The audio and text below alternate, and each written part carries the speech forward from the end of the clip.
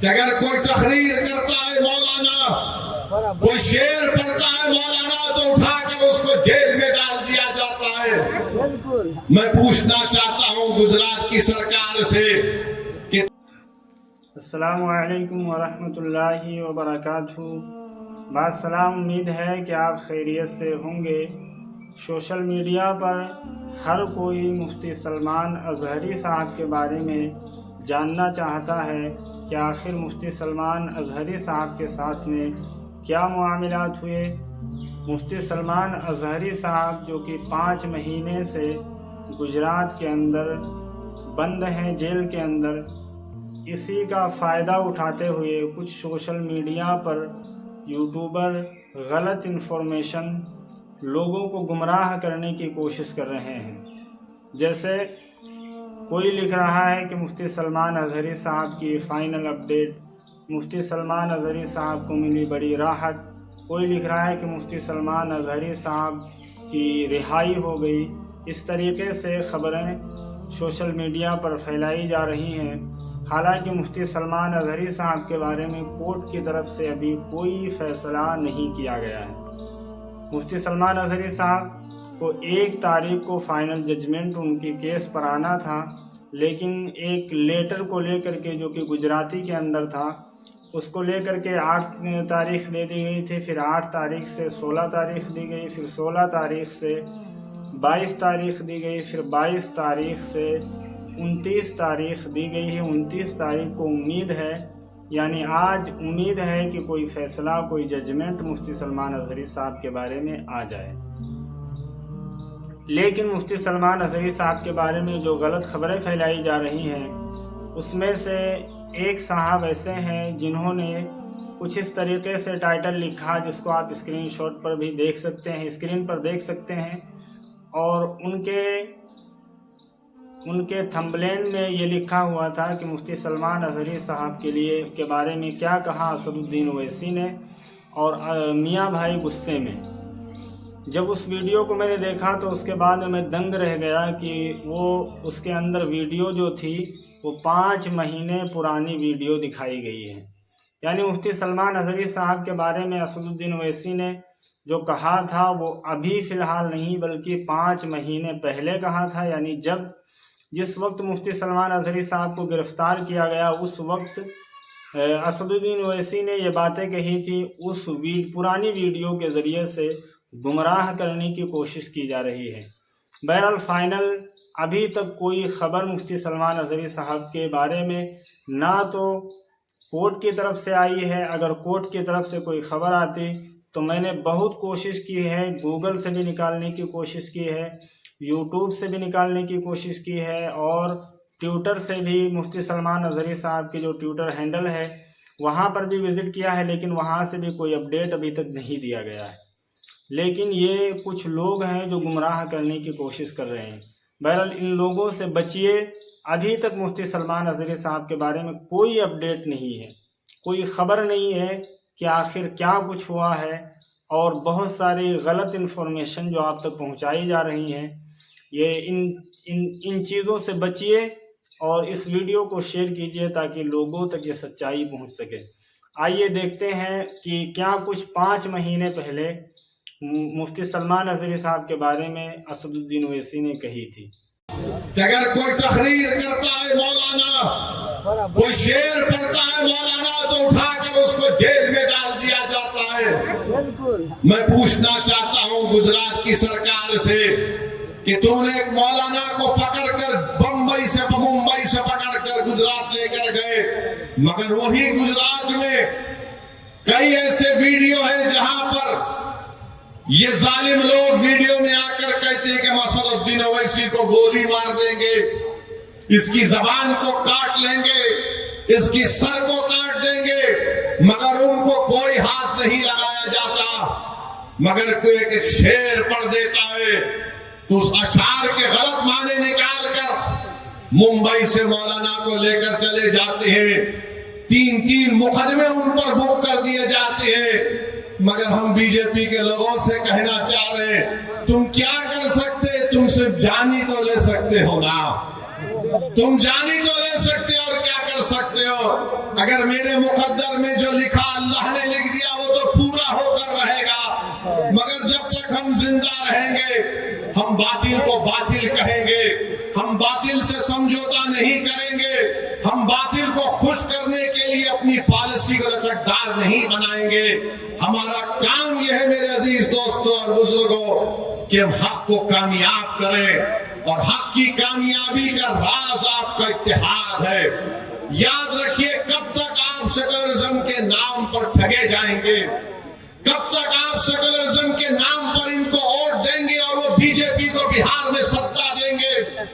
मैंने 2015 में भी कहा था तुमसे, मगर तुमने मेरी बात पे यकीन नहीं किया। मैंने 2019-20 में भी कहा था, मगर आपने मेरी बात को नहीं समझा। कम से कम अब तो समझ जाओ।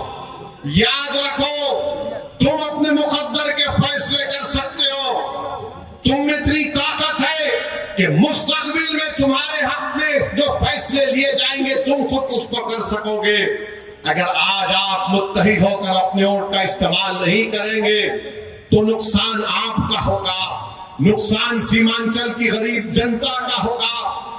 ये आवाज को उठना चाहिए मेरे अजीज दोस्तों और बुजुर्गों। आप देखते हैं कि भारत की पार्लियामेंट में हर मसले के ऊपर मजलिस इत्तेहादुल मुस्लिमीन के अरकान पार्लिमान अपनी आवाज को उठाते हैं। किशनगंज में लीगल मुस्लिम यूनिवर्सिटी का मसला मजलिस के एमपी उठाते हैं। मसाजिद का मसला 500-600 साल की मेहरली की मस्जिद को शहीद कर दिया गया।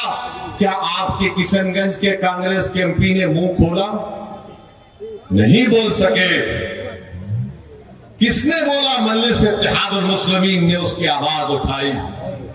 आप देखते हैं बिल्किस बानो का मसला हुआ, किसने पार्लियामेंट में उसका मसला उठाया? मजलिस ने उसको आवाज उठाई इंसाफ के लिए। तो मेरे अजीज दोस्तों और बुजुर्गों, मेरी आपसे सिर्फ यही अपील है कि आने वाले लोकसभा के चुनाव में आप मुत्तहदा तौर पर एक अच्छा फैसला लीजिए। हम भी नहीं चाहते कि बिहार में बीजेपी और नीतीश कुमार के एमपी कामयाब हो जाए। हम तो शुरू से कोशिश कर रहे हैं रोकने की, मगर जो लोग आपका वोट लेकर मोदी के गोद में बैठकर चाय पीते हैं, कभी आप इनसे भी तो पूछो कि तुमने हमारा वोट लेकर तुमने कैसे बीजेपी को सत्ता दे दी बिहार में। मेरे अजीज दोस्तों और बुजुर्गों, आप देख रहे हैं कि कैसे किस तरीके से कभी हमारी मसाजिद को निशाना बनाया जाता है, कभी शरीयत में मदाखलत की बात की जाती है। उत्तराखंड में यूनिफॉर्म सिविल कोड का एक नाम से बिल ला लिया गया, यूनिफॉर्म तो है ही नहीं। अब नहीं मालूम नीतीश कुमार क्या करने वाले हैं। बीजेपी के साथ मिलकर बैठे हैं।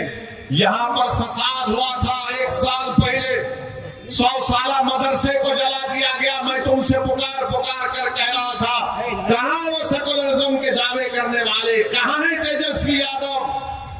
100 साल के मदरसे को जला दिया गया, कोई आवाज नहीं उठी।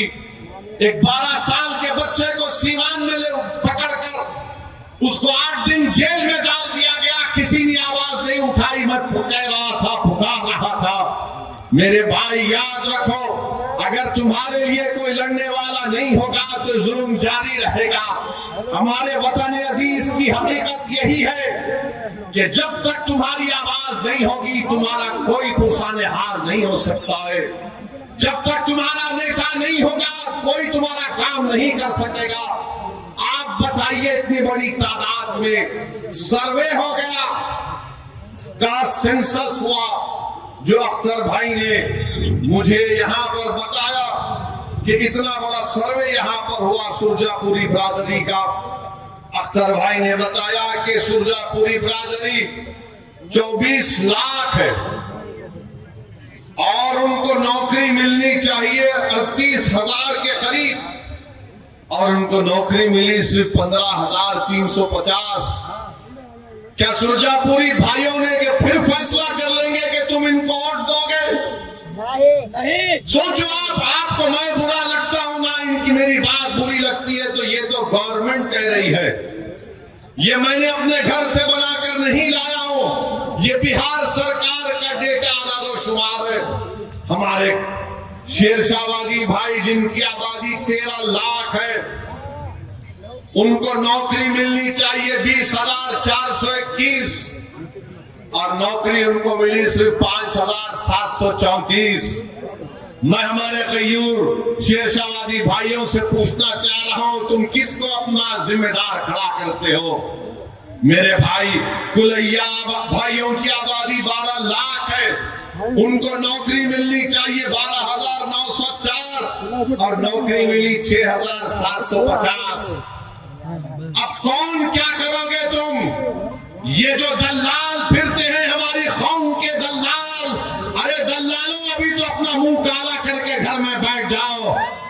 बरसों से धोखा दिया गया, बरसों से धोखा दिया गया। ये मैं नहीं कह रहा हूं, बिहार सरकार कह रही है। सुरजापुरी बिरादरी को नौकरी नहीं मिलेगी तो सेकुलरिज्म की कामयाबी है। शेरशाहबादी को नौकरी नहीं मिलेगी तो क्या मोदी को रोका जा रहा है? कुलैया बिरादरी को हिस्सा नहीं मिल रहा है मगर तेजस्वी मुख्यमंत्री बनेगा? अरे शर्म करो, अपने बाप का नाम मिटिया मिलीत मत करो। अगर अभी भी तुम्हारे दिलों में जो धोखा देकर चले गए, अगर तुम्हारे दिलों में गीरत बरकरार है तो सोचो कि किससे धोखा हो रहा है। वोट तुम्हारा मगर राज किसी और का हो रहा है। कितना वोट लिया सुरजापुरी भाइयों का, कुलैया भाइयों का, शेरशाहबादी भाइयों का, और क्या मिलता है? कुछ नहीं मिलता, सिर्फ वादे मिलते हैं और चुनाव आएगा तो बोलेंगे सेकुलरिज्म को जिंदा रखो।